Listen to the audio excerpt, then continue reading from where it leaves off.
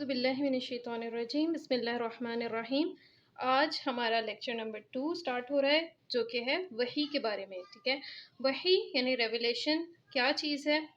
اور اس کو جو ہے ہم اس کے آج میننگ کریں گے، اس کا لغوی مطلب، اصطلاحی مطلب، اور پھر یہ کہ وحی حجت کیوں ہے، وحی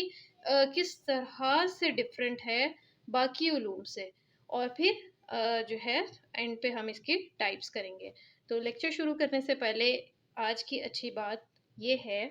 قرآن سے نا محبت ہم سب لوگ کرتے ہیں، ٹھیک ہے۔ کوئی ایسا مسلمان نہیں ہے جو قرآن سے محبت نہ کرتا ہو یا اس چیز کا دعویٰ نہ کرتا ہو، لیکن کیا قرآن بھی کسی سے محبت کرتا ہے؟ تو یہ چیز جو ہے نا ہم اگر دیکھیں تو وہی جو آج کا ہمارا ٹاپک ہے نا، اس میں ایک چیز آپ کو یہ سمجھ آئے گی کہ وہی جو ہے نا ایک بڑا ہی پیور قسم کا نالج ہے، اور وہ اللہ بہت ہی پیور طریقے سے اپنے پیور بندوں تک پہنچاتا ہے، اور پھر وہ پیور انسان، وہ معصوم اور معصوم عن الخطا، جن سے کوئی گناہ یا غلطی نہیں ہو سکتی، ان پیغمبروں کے ذریعے وہ انسانوں تک جاتا ہے۔ تو اس میں جو ہے نا ایک لطیف سی بات یہ ہے کہ وحی کا علم اسی شخص کو اٹریکٹ کرتا ہے یا اسی کے دل پہ دستک دیتا ہے جو دل جو ہے نا گنہگار نہ ہو، اور یا اگر وہ انسان گنہگار ہے تو اس کے اندر ہدایت پانے کی ایک طلب ہو، ایک تڑپ ہو، اور وہی جو ہے نا وہ پیورٹی کے ساتھ ہے، یعنی جتنا کسی کا دل پاکیزہ ہوگا، جتنا کوئی انسان جو ہے نا پاک ہوگا، معصوم ہوگا، وہی جو ہے وہ اپنی اصل فارم میں اتنا ہی زیادہ اس کے دل پہ اثر کرے گی۔ چلیں جی اسٹریٹ فارورڈ اپنے لیکچر کی طرف آتے ہیں۔ وحی کے جو ہے نا لغوی مطلب ہیں عربی لغت میں خفیہ یا سری اشارہ۔ سری کہتے ہیں کہ بہت جلدی سے کسی کے، اور پھر دوسرا اس کا مطلب ہے کہ دل میں بات ڈال دینا، یعنی خفیہ اشارہ یا دل میں جلدی سے کسی کے بات ڈال دی۔ اور قرآن میں نا اس کی اگزامپل آتی ہے کہ جو ہے نا سورہ نحل میں ہے کہ اللہ تعالیٰ شہد کی مکھی کے نا دل پہ وحی کرتے ہیں، یعنی اس کو جو ہے نا جو گائیڈنس ملتی ہے نا کہ شہد کیسے بنانا ہے، اس چیز کو اللہ تعالیٰ وحی سے کرتے ہیں، اس کو جو ہے نا وحی کے ساتھ کمپیئر کرتے ہیں۔ وَأُوحِيَ رَبُّكَ إِلَى النَّحْلِ، کہ اور تمہارے رب نے نحل یعنی شہد کی مکھی کے دل میں یہ بات ڈال دی۔ تو یہاں سے بھی ایک وحی کا مطلب نکلتا ہے۔ اور پھر آتا ہے وَأَوْحَيْنَا إِلَىٰ أُمِّ مُوسَىٰ أَنْ أَرْضِعْهُ، کہ ہم نے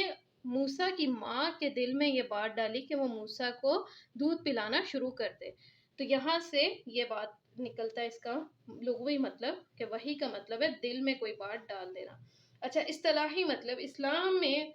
وحی جو ہے خالصتاً وہ کس لیے یہ ورڈ یوز ہوتا ہے، یہ اس لیے استعمال ہوتا ہے کہ اللہ کا پیغام جو فرشتے کی وساطت سے یا براہ راست انبیاء کے قلب مبارک پر القاء ہوتا ہے تاکہ وہ اس کو آگے پہنچا دے۔ اچھا اب وہی جو ہے نا وہ باقی علوم سے یا باقی چیزوں سے، باقی سورسز آف نالج سے کیسے ڈیفرنٹ ہے، تو اس کے 3 بنیادی عناصر ہیں جن سے مل کے وحی بنتی ہے۔ سب سے پہلی بات یہ کہ یہ ایسا علم ہے جو براہ راست اللہ کی طرف سے آتا ہے، یعنی جو خالق کائنات ہے یہ اس کی طرف سے علم آتا ہے، اور یہ صرف انبیاء کے ساتھ مخصوص ہے۔ اللہ کا یہ علم صرف نبیوں کو ملتا ہے، اور نبیوں نے آگے لوگوں کو پہنچانا ہوتا ہے، یعنی وہی بات کہ یہ بہت ہی ایک جو ہے نا سپیریئر قسم کا نالج ہے، اور یہ اللہ تعالیٰ ڈائریکٹ ہر عام بندے کو نہیں دیتے، اللہ تعالیٰ اپنے خاص بندوں کو، اپنے انبیاء کو دیتے ہیں، اور وہ انسانوں کو آگے پہنچاتے ہیں۔ اور پھر دوسری چیز یہ کہ یہ یقینی اور قطعی ہے، ٹھیک ہے، یعنی دس از دا فائنل ورڈ، کہ اس کے بعد جو ہے نا کوئی حجت، کوئی دلیل نہیں رہ جاتی، کہ جب وہی آ گئی تو پھر باقی ساری چیزیں ان میں تو آپ شک کر سکتے ہیں، آپ سائنس میں تو شک کر سکتے ہیں، یعنی کچھ سال پہلے تک آپ کہہ سکتے تھے کہ نیپٹیون جو ہے نا وہ ہے 10واں پلانٹ ہے ہمارے سولر سسٹم کا، سوری 9واں پلانٹ ہے، اور اب آپ کہہ سکتے ہیں کہ وہ جی ایک پلانٹ نہیں، وہ ایک ڈارف پلانٹ ہے یا کچھ بھی ہے، لیکن جو ہے وہی جو ہے نا اس کے اندر مزید آپ جتنی بھی تحقیق کر لیں، جو بھی کچھ کر لیں، کیونکہ وہ اللہ رب العزت کی طرف سے ہے، اور وہ ساری سائنسز کو تخلیق کرنے والی ذات کی طرف سے ہے، تو لہٰذا اس میں تو کوئی شک ہے ہی نہیں، وہ تو کبھی بھی غلط نہیں تھا، وہ 1400 سال پہلے جیسا تھا ویسے ہی اب ہے، جتنی بھی آپ تحقیق کر لیں، تو وہ علم یقینی اور قطعی ہے، اس میں کوئی شک نہیں ہے۔ اور یہاں پہ ایک اور بات کہ آپ میں سے اکثر کے ذہن میں یہ بات آئی ہوگی کہ الہام بھی تو وحی کی ایک صورت ہے نا، جو کہ عام بندوں کے اوپر بھی کبھی کبھی ہو جاتا ہے۔ تو الہام جو ہے نا وہ یقینی اور قطعی نہیں ہوتا۔ الہام جسے ہم کہتے ہیں کہ وہ اللہ کی طرف سے دل میں اللہ نے کسی کے بات ڈال دی، جیسے مثال کے طور پہ میں ٹیچر ہوں، میں کلاس میں کوئی لیکچر دے رہی ہوں اور آپ میں سے کسی نے ایک سوال پوچھا اور پہلے مجھے وہ نہیں تھا اس کا آنسر آتا، لیکن جیسے ہی آپ نے سوال پوچھا اسی وقت میرے ذہن میں اس کا آنسر آ گیا اللہ کی طرف سے، اور میں نے آنسر آپ کو دے دیا۔ اب یہ بھی ہو سکتا ہے کہ وہ آنسر اللہ کی طرف سے نہ ہو، وہ آنسر میرے اپنے نفس نے مجھے اسی وقت سجھایا ہو، جو میرے کسی مفاد کو یا میری ہی کہی بات کو اس کی تکمیل کر رہا تھا، تو میں نے آپ کو فوری طور پہ وہ آنسر دے دیا۔ تو وہ یقینی اور قطعی نہیں ہے، ہو سکتا ہے کہ وہ ٹھیک ہو اور ہو سکتا ہے وہ ٹھیک نہ ہو، لیکن وحی کے ساتھ یہ بات نہیں ہے، وحی بالکل ٹھیک اور 100% درست ہوتی ہے۔ اور پھر تیسری بات یہ کہ وحی جو ہے نا وہ واجب التعمیل ہے، یعنی وحی کو آپ نے فالو کرنا ہے۔ جیسے آپ کہیں نا کہ ریٹ آف دی اسٹیٹ ہے، اس کو تو آپ نے فالو کرنا ہے، کانسٹیٹیوشن ہے، اس سے آپ دائیں بائیں نہیں ہو سکتے، آپ نے رول آف لا اس کو فالو کرنا ہے۔ تو وحی تو ان سارے رول سے زیادہ سپریم چیز ہے، اور یہ وحی کے ساتھ ہی مخصوص ہے، کسی اور کی بات ہو نا آپ چاہے مان لیں چاہے نہ مانیں، ٹھیک ہے۔ لیکن جو وحی ہے نا اس میں آپ کے پاس انسانوں کے پاس چوائس نہیں رہ جاتی، نہ جو وحی کو ریسیو کرنے والا ہے نہ اس کے پاس، اور نہ ہی وحی جو اس نے آگے لوگوں کو پہنچائی ہے تبلیغ کے ذریعے، حدیث کے ذریعے، قرآن کے ذریعے، اس شخص کے پاس بھی کوئی حجت نہیں رہ جاتی کہ وہ اس کی تعمیل نہ کرے، ٹھیک ہے۔ یہ ایسا علم ہے، باقی علوم کو آپ مانیں یا نہ مانیں یا آپ کی ثوابدید پہ ہے، آپ کے اوپر ڈیپینڈ کرتا ہے، لیکن وحی جو ہے اگر آپ کے پاس وحی کا پیغام آ گیا اور آپ نے نہیں مانا تو پھر کانسیکوینسز آپ کے اوپر ہیں، ٹھیک ہے۔ ویسے تو اللہ نے چوائس دی ہوئی ہے نا، لا اکراہ فی الدین، کہ دین میں کوئی جبر یا سختی نہیں ہے، لیکن بعد میں ظاہر ہے اس کی سزا ملے گی۔ دنیا میں تو کوئی آپ کے سر پہ تلوار رکھ کے نہیں کہے گا کہ وحی کو مانو یا نہ مانو، لیکن جو ہے آخرت میں اس کا نتیجہ ملے گا کہ کس نے وحی کو مانا اور کس نے نہیں مانا۔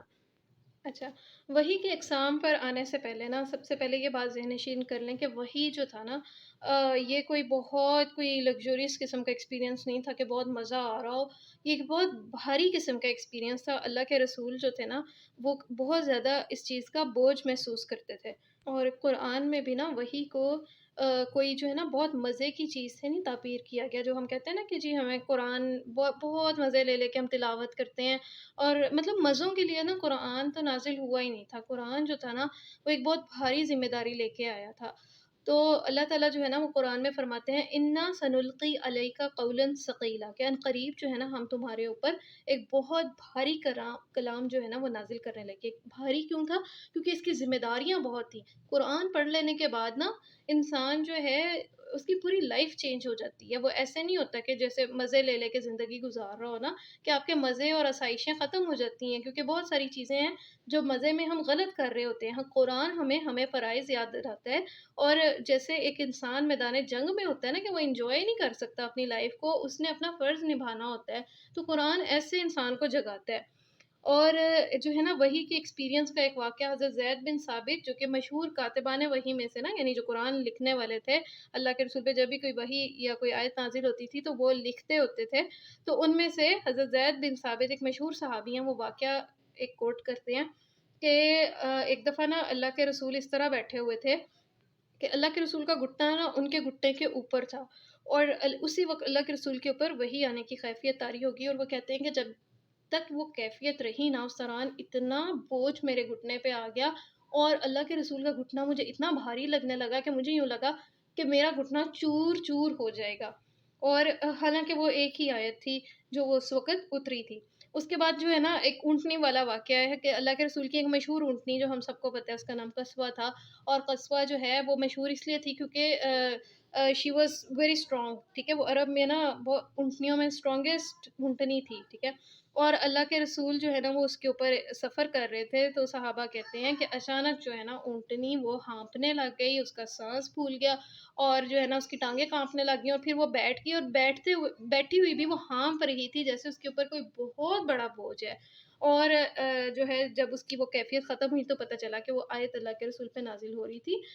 جو مشہور آیت ہے وَقُلْ جَاءَ الْحَقُّ وَزَهَقَ الْبَاطِلُ إِنَّ الْبَاطِلَ كَانَ زَهُوقًا، اور کہہ دو کہ حق آ گیا اور باطل مٹ گیا، بے شک باطل ہے ہی مٹنے کے لیے۔ میں نے یہاں پہ آدھی آیت لکھی ہے کیونکہ جگہ میرے پاس پوری نہیں تھی، تو آپ اس کو پوری لکھ لیں۔ اچھا، وحی کی سب سے پہلی قسم جو ہے نا وہ میں نے لکھی ہے سلسلۃ الجرس۔ آتی تو ترتیب کے لحاظ سے وہ دوسرے تیسرے نمبر پہ ہے، لیکن اللہ کے رسول سے نا حضرت عائشہ نے ایک دفعہ وحی کی کیفیت کے بارے میں پوچھا تھا۔ کیفہ بدأ الوحی صحیح بخاری کا پہلا چیپٹر ہے، اس کے اندر ہے یہ۔ تو اللہ کے رسول نے کہا تھا کہ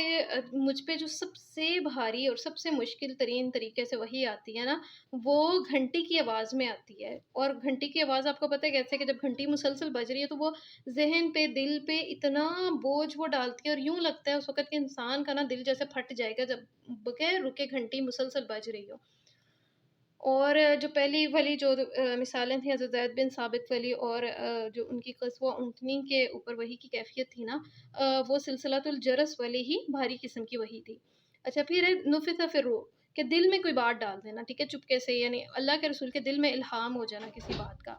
پھر ہے رؤیائے صادقہ، یعنی تھرو ڈریمز، اور اللہ کے رسول کیونکہ سچے نبی تھے اور نبیوں کے جو ڈریمز ہوتے ہیں نا ان میں شیطان کا کوئی عمل دخل نہیں ہوتا، وہ اللہ کی طرف سے ڈائریکٹ ریویلیشن ہوتی ہے، ڈائریکٹ احکامات ہوتے ہیں، ان کے ڈریمز سچے ہوتے ہیں۔ اور اس کی ایک مثال یہ کہ حضرت ابراہیم علیہ السلام کو جب اللہ تعالیٰ نے دکھایا تھا نا کہ وہ اپنے بیٹے کو ذبح کر رہے ہیں، تو کیوں وہ راضی ہو گئے تھے اس چیز کے لیے، اور کیوں ان کا بیٹا اس چیز کے لیے فوراً حضرت اسماعیل مان گئے تھے؟ کیونکہ وہ نبی تھے اور انہیں پتہ تھا کہ نبیوں کے جو ڈریمز ہوتے ہیں نا وہ وحی ہوتی ہے، ان کو ڈائریکشن دی جا رہی تھی۔ یہ نہیں تھا کہ وہ کہہ دیں کہ یہ تو ایک بس خواب ہی ہے، اور خواب تو ایسے ہی ہوتے ہیں، نبیوں کے خواب ایسے ہی نہیں ہوتے، نبیوں کے خواب بھی وحی ہوتے ہیں۔ اچھا، پھر ہے فرشتے کی صورت میں تھرو اے میسنجر، ٹھیک ہے، یہاں پہ میسنجر سے مراد فرشتہ ہے، اور ہمیں پتہ ہے کہ وحی لے کے آنے والے فرشتے کون ہوتے ہیں، وہ حضرت جبرائیل علیہ السلام ہے، ٹھیک ہے۔ تھرو آؤٹ انبیاء کو جو وحی لے کے آتے رہے ہیں، شروع سے لے کے حضرت آدم سے لے کے نبی صلی اللہ علیہ وسلم تک وہ حضرت جبرائیل علیہ السلام تھے۔ اور جو ہماری قرآن کی پہلی آیات اتری تھیں سورہ الق کی پہلی 5 آیات غار حرا میں، وہ بھی جو ہیں وہ حضرت جبرائیل لے کے اترے تھے۔ اچھا، پانچویں قسم جو ہے وہ ہے براہ راست گفتگو۔ حضرت موسیٰ کو کلام جو ہے نا موسیٰ کو کلیم اللہ اس لیے کہتے ہیں کیونکہ انہوں نے اللہ سے ڈائریکٹ کلام کیا تھا، ٹھیک ہے، تو اللہ تعالیٰ نے ان سے ڈائریکٹ بات کی تھی، یہ بھی وحی کی ایک جو ہے فارم ہے۔ اور پھر ہے من وراء حجاب، کہ پردے کے پیچھے سے، اور قرآن میں اللہ تعالیٰ فرماتے ہیں کہ وما کان لبشر ان یکلمہم اللہ الا وحیاً او من وراء حجاب او یرسل رسولا فیوحی باذنہ ما یشاء، کہ کسی بشر کی نا یہ حیثیت نہیں کہ اللہ تعالیٰ اس سے براہ راست کلام فرمائے سوائے وحی کے یا پردے کے پیچھے سے یا کسی ایلچی کے ذریعے سے۔ اور یہی تینوں طریقے ہیں جو مین ہے نا سورسز وحی کی۔ براہ راست میں بھی جیسے حضرت موسیٰ کی میں نے مثال دی نا، تو اس میں حضرت موسیٰ علیہ السلام کو اللہ تعالیٰ ڈائریکٹ نظر نہیں آ رہے تھے، اللہ تعالیٰ کسی قیامت سے پہلے نا اللہ تعالیٰ کسی انسان کو ڈائریکٹ نظر نہیں آئیں گے، یہ اللہ کا ایک رول ہے، اور اسی رول کے تحت اللہ تعالیٰ نے نا نبی بھی کیونکہ انسان ہوتے ہیں، بشر ہوتے ہیں، تو اللہ تعالیٰ کسی نبی کو نظر نہیں آئے۔ تو حضرت موسیٰ نے جو بھی براہ راست اللہ سے گفتگو کی تھی نا وہ آگ کے پیچھے کی تھی، ٹھیک ہے، جو کوہ طور پہ ایک آگ جل رہی تھی نا تو ادھر سے ان کو اللہ کی آواز آئی تھی۔ اور من وراء الحجاب کے پردے کے پیچھے سے، جیسے معراج کے واقعے میں اللہ کے رسول جو تھے وہ حضرت جبرائیل بھی انہیں چھوڑ گئے تھے، وہ اور اوپر گئے اور وہاں پہ انہوں نے سدرۃ المنتہا کے پاس اللہ سے ملاقات کی تھی، تو انہوں نے ڈائریکٹ اللہ کو نہیں دیکھا تھا، ٹھیک ہے، انہوں نے ایک پردے کے پیچھے سے اللہ سے گفتگو کی تھی۔ اچھا، اور لاسٹ میں جو ہے نا ایک ہم نے اپنا کانسیپٹ کلیئر کرنا ہے کہ قرآن اور حدیث جو ہے نا وہ دونوں ہی وحی ہیں۔ ہم یہ سمجھتے ہیں کہ جو اللہ کی آیات ہیں نا، جو قرآن مجید ہے جس کی ہم تلاوت کرتے ہیں، صرف وہی ہے، یہ بات نہیں ہے۔ وحی جو ہے نا قرآن کی ہم تلاوت کرتے ہیں اس لیے اس کو وحی متلو کہتے ہیں، اور یہ جو ہے نا اللہ کا معجزہ ہے، یہ اللہ کے رسول کے اوپر ایسے نازل ہوا کہ ڈائریکٹ آپ نے یہ پیغام لوگوں کو دینا تھا۔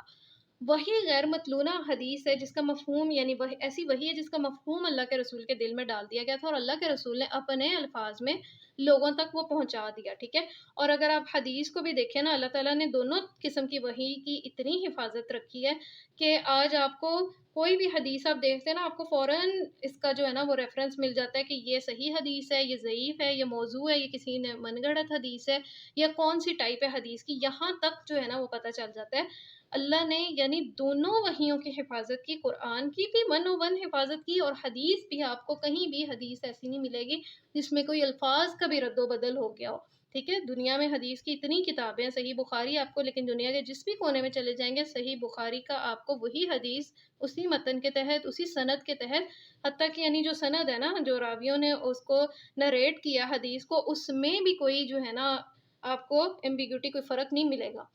تو یہ تھا وہی کا پورشن۔ آئی ہوپ کہ آپ کو سمجھ آ گئی ہے۔ اگر آپ کو سمجھ آ گئی ہے تو اس کے اوپر جو ہے نا بریف سے اپنے نوٹس بنا کے تو وہ ایک دفعہ مجھے دکھا دیں، تو اس سے یہ ہوگا کہ مجھے لگے گا کہ میں نے اپنا کام پورا کر دیا ہے۔ اچھا جی، السلام علیکم ورحمۃ اللہ وبرکاتہ۔